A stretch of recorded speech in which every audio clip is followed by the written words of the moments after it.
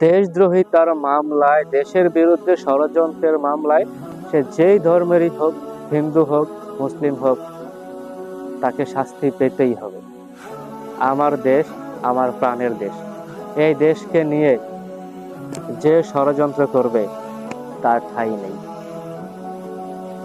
আমার দেশ, আমার জন্মভূমি, আমার দেশ, আমার ভালোবাসা, আমার দেশ, আমার সব। আমি চাই আমার দেশে সব ধর্মের অবস্থান থাকুক, সম্প্রীতি বজায় থাকুক। কিন্তু আমাদের সহানুভূতিকে কাজে লাগিয়ে আপনারা আমাদের বিরুদ্ধে কথা বলবেন, আমরা চুপ থাকবো? আমরা যথেষ্ট ধৈর্যের পরিচয় দিয়েছি। সাইফুল ভাই হত্যার পরও যদি আমরা ধৈর্যের পরিচয় না দিতাম, তাহলে দেশে কি হইতো বলেন?